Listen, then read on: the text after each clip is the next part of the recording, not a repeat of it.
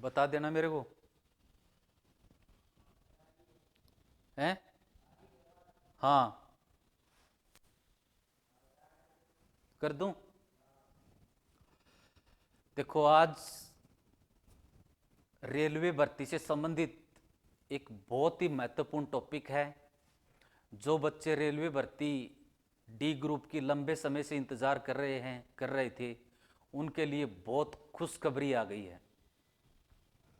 Railway भर्ती से संबंधित चर्चा करेंगे, कितने पद हैं, क्या क्वालिफिकेशन है, और परीक्षा कब होगी, परीक्षा कैसे होगी, और परीक्षा में हमें क्या गलती नहीं करनी है, नहीं तो परमिशन लेटर आएगा ही नहीं। इन सभी बातों पर चर्चा करेंगे, क्या प्रक्रिया होगी, क्या सिलेबस होगा।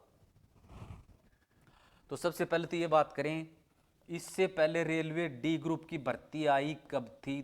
2017 में एग्जाम हुई थी, उससे पहले भर्ती आई थी। एग्जाम सितंबर 2017 में आई थी।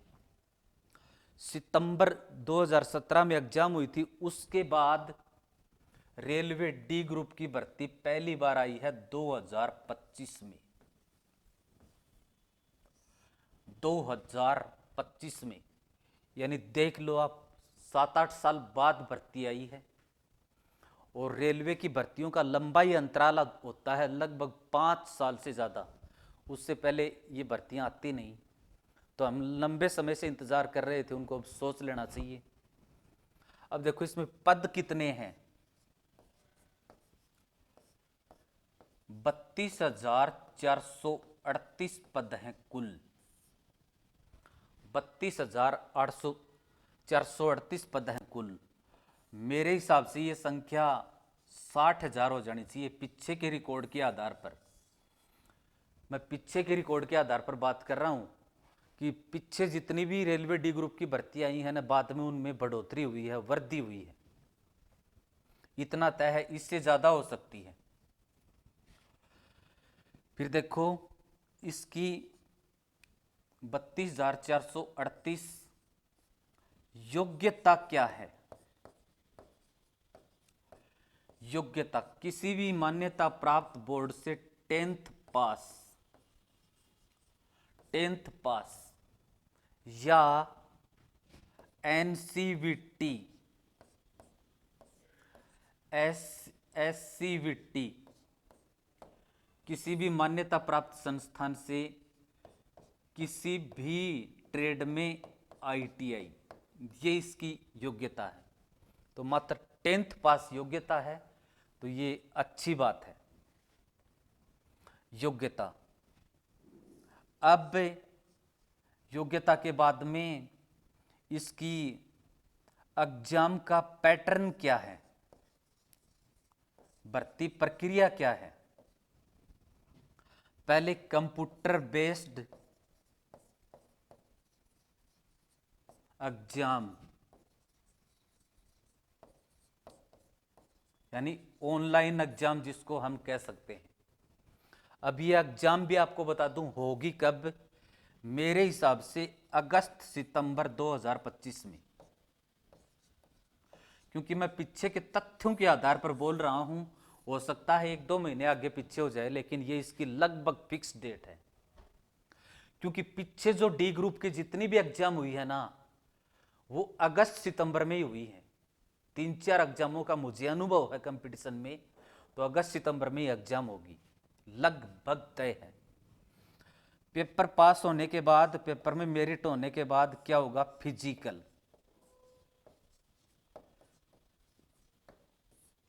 फिजिकल इसका बिल्कुल नॉर्मल है, बहुत आसान है। फिर फिजिकल में भी 2-3 महीने का कम से कम टाइम मिलेगा। फिजिकल में भी 2-3 महीने का कम से कम टाइम मिलेगा, तो आराम से कर लोगे आप। पहले पेपर की तैयारी करो। अब इसका किसी भी एग्जाम का सिलेबस क्या है, वो देखना सबसे पहले जरूरी होता है। इसका सिलेबस क्या है, कितने क्वेश्चन आएंगे? तो इसमें साइंस के 25 क्वेश्चन आएंगे, मैथ के 25 क्वेश्चन आएंगे, रीजनिंग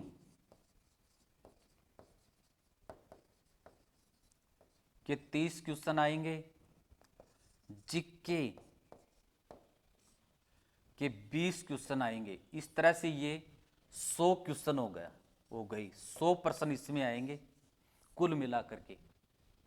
परीक्षा का समय कितना होगा? समय होगा 90 मिनट, यानी 1.5 घंटे। 90 मिनट यानी 1.5 घंटे।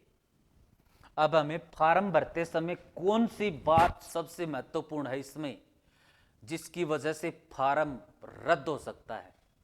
यानी इसके लिए दस्तावेज, 10th पास मार्कशीट, आधार कार्ड, ये वगैरह तो सब हैं ही। इसके लिए जो सबसे महत्वपूर्ण दस्तावेज है वो है कास्ट सर्टिफिकेट।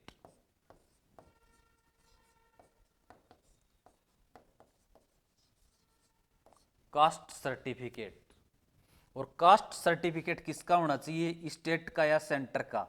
तो कास्ट सर्टिफिकेट होना चाहिए सेंटर का।